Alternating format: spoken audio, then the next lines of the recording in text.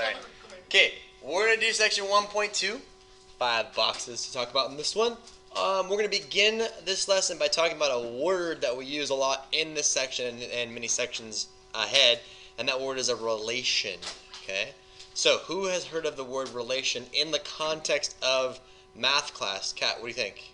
Did you hang up? Oh, you just heard it?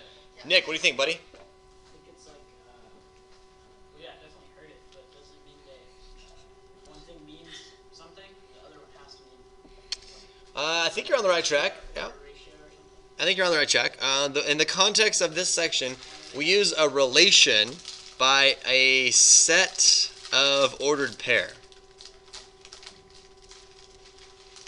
A set of ordered pair. So what do I mean by a set of ordered pair? I mean a set of ordered pair x comma y, right? Anytime we are in the coordinate plane, we're talking about x's and y's. And we're talking about a collection of things. So we're going to have to understand that when we're talking about a set, we're going to use this thing called set notation. Set notation is the sideways little brackets. Looks like a sideways mustache. Okay, and that means it's a collection of ordered pairs. So here's an example of a relation. 5 comma 3, or 8 comma 2, or 9 comma 1.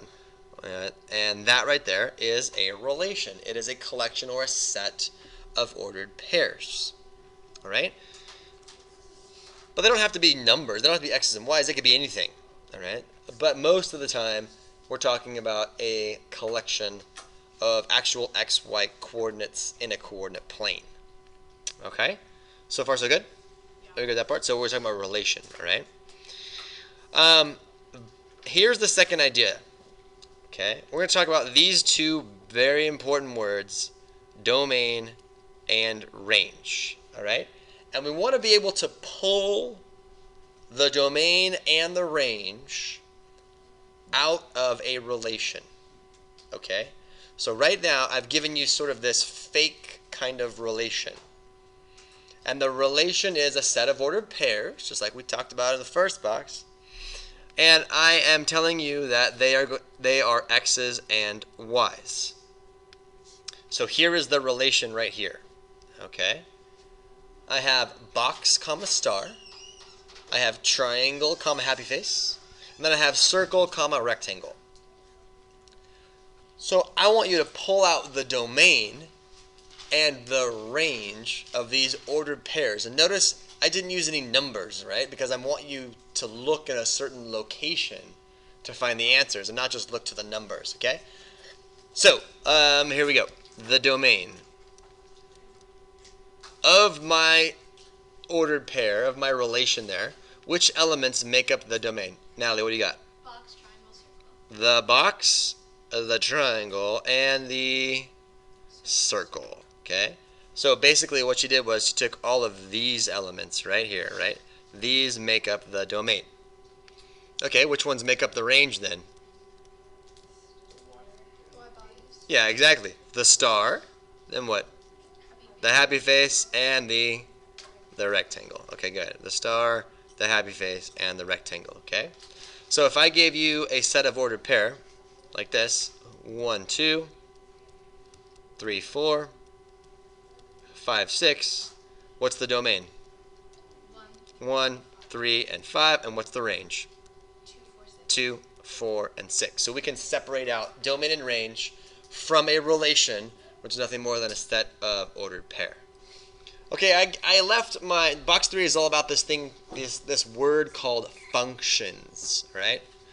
And I left my kind of interpretation of a function up there from before.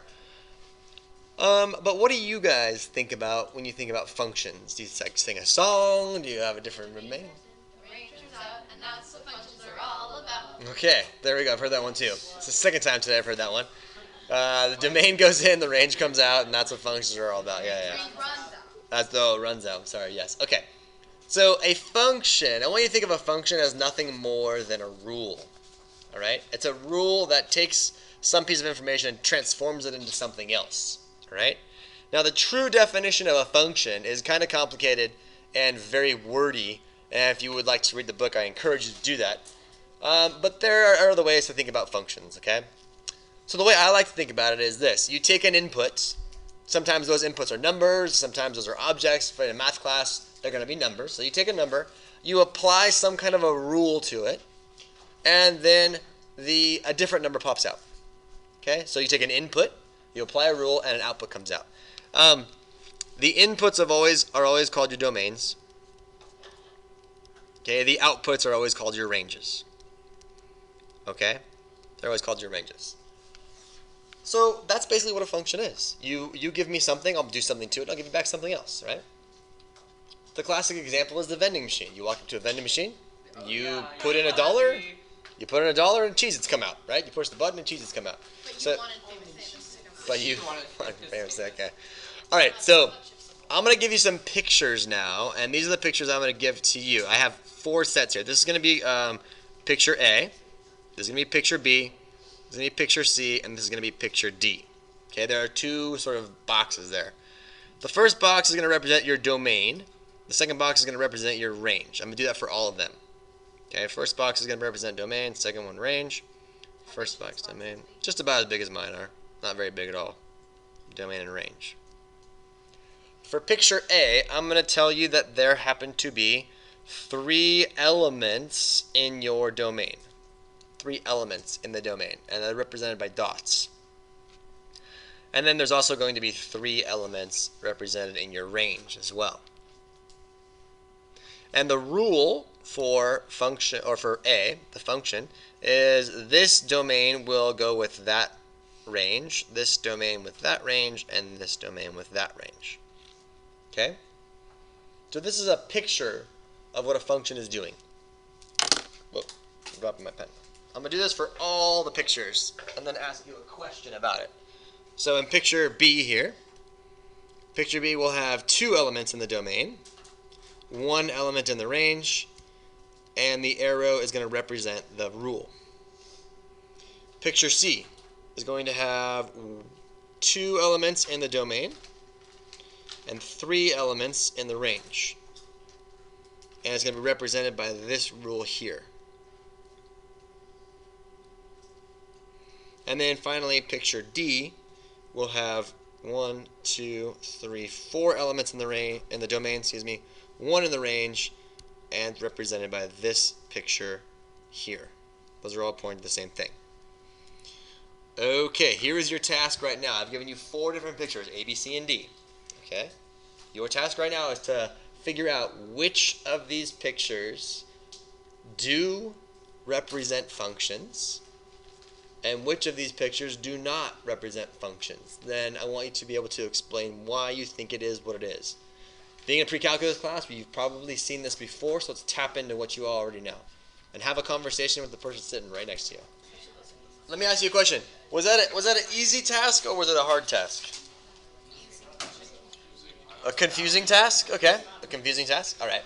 It's like all I see is dots and arrows. Like, what's the big deal? Okay. Let's talk about A. Anybody want to vote for A? Yes, it is. Lauren, why do you say that's a function? You're right. It is a function. Why? I love it. She says every x value has its own y value.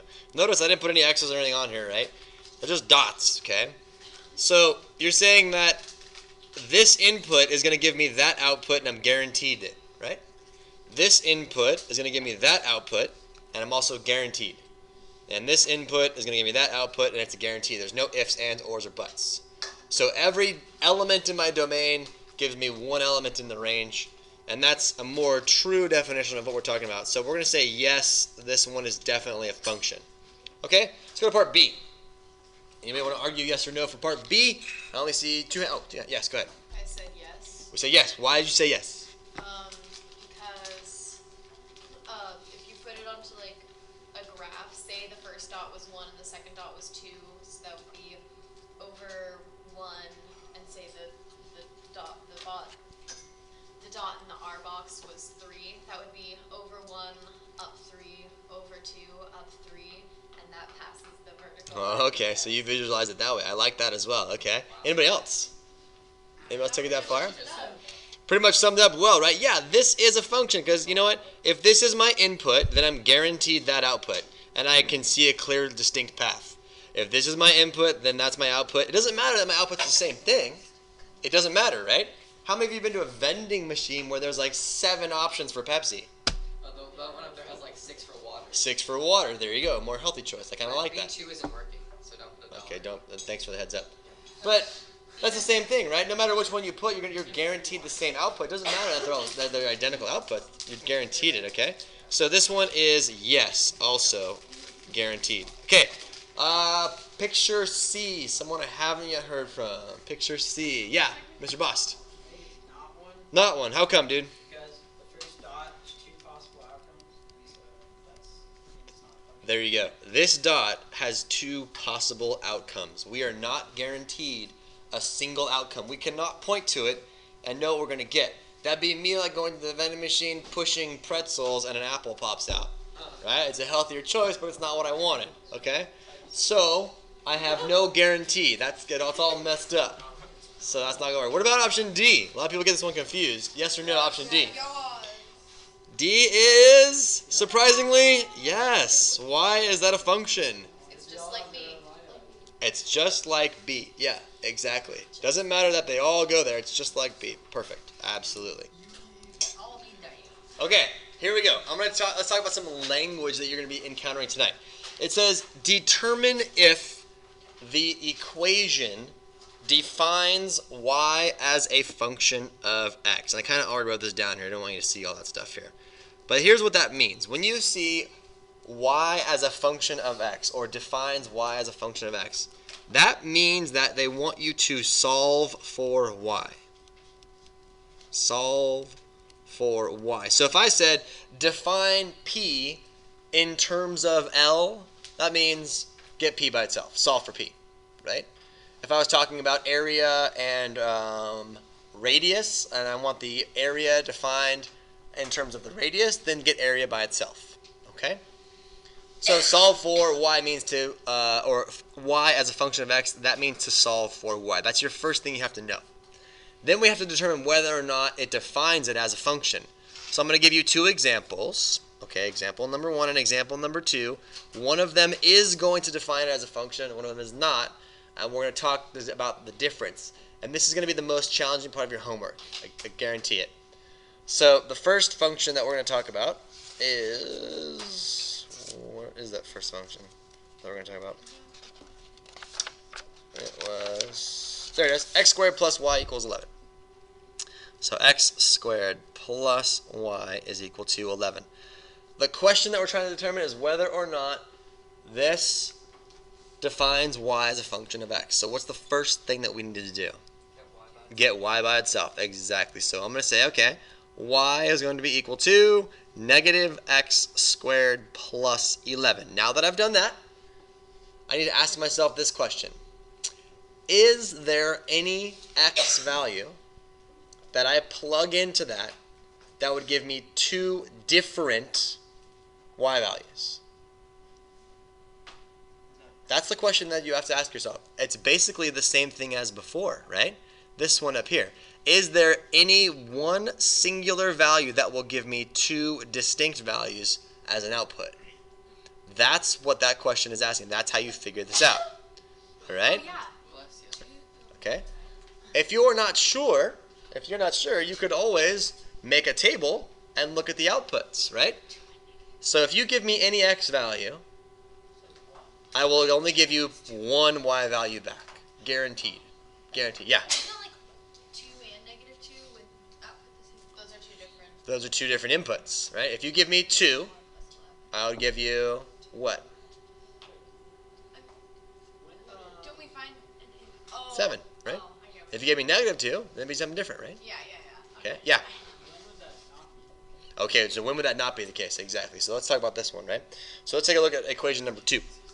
Here's equation number 2. X squared plus y squared is equal to 7. All right, let's see here. So what's the first thing I need to do to define y as a function of x? Get y by itself. So I would have y squared is equal to negative x squared plus 7. So far so good? Have I solved for y? No. I need to take a square root of both sides. And when I take a square root of both sides, I introduce a plus and a minus. So plus or minus the square root of negative x squared plus 7. So right there, think about a very simple x value, right? An x value of 0. 0 is very simple, right? If I plug in 0, I would get either positive square root of 7 or negative square root of 7. Those are two different locations in the coordinate plane. So my one input of 0 is producing two different outputs, namely 7 and negative 7 square rooted. So therefore, this one is the answer of no. It does not define, y is not a function of x, and this one is yes. And that's really the only procedure I can offer to you guys. You have to solve for y and ask yourself, is there a value of x that will produce two distinct y values? And if that answer is yes, then it's not a function. If the answer is no, then it is a function. You just plug in. All right. Here's the last and final idea from today. All right, and it's this idea of like function notation and evaluating functions. Okay. So why do we even have function notation? What's the whole point of it? Why is it different than just saying a regular equation? Like, what's the difference between these two things? There isn't. Oh, well, you can put the input in on both sides. One of them is an equation, one of them is a function. They're very, very similar in a lot of It tells aspects. you what to plug in. Exactly. One tells you what to plug in, and one tells you an equation, how they're related. Okay? So, for example, the reason I have function notation is now I could figure out, f of 1, right? A specific value, right? That's not the same thing, right? So, I mean, what would I do with the 1 on this case, right? You know, I'd put the y, would the y be the 1? Or what do I do? Right? It's not so bad with numbers, but it gets a little complicated if I have variables. So, the whole point of function notation is to tell you what to evaluate and where. Whatever is inside your function notation has to be evaluated for the function value. So f of 1 would be 2 times 1 squared and then plus 5. So that would give me what? 2 plus 5, right? That would just give me what? 7. So therefore I would have an ordered pair of 1 comma 7. That's what that means, right? That's what that tells me there. Okay? But it gets a little bit more tricky. What if I say, okay, what's f of x plus 1 then? Right? This is why we need function notation. What would I do with that x plus 1 if I just applied the other side? Like, I wouldn't know exactly what I'm trying to be doing here. So I need to evaluate for, instead of a value, I want an actual variable. So I'm going to have, okay, this is going to be 2 times, what goes in here, you guys? 2x plus 1. X plus 1, then I square it, and then I add 5. Wait, so is this what you're doing right now for y equals 2x squared? Yeah, I'm telling you like the difference between showing you the difference between the two, because many people don't understand the difference between like the similarities and differences of function notation versus an equation. So we don't need to necessarily have that right now. So what do I get for f of x plus 1? I'm trying to relay the point that we're evaluating this for this value. So those two things have to match up. Then I actually perform the evaluation. So this is going to be 2 times. Should my answer be a number or should it have variables in it? Should be a number. Very No, it should have variables in it. Because I'm evaluating x plus 1. Don't we put in a value for x? No, we We don't. did that one. That's the whole point. It doesn't have to be a number. Hey, here's something way more fun. What is f of happy face? 2 happy face squared plus 5. Very good. 2 happy face squared plus 5. What's f of star? 2 star squared. 2 star squared plus 5. So now we're just doing f of x plus 1. See? So I want you to consider it all as one thing. So x plus 1 squared plus 5. Let's do this one really quickly.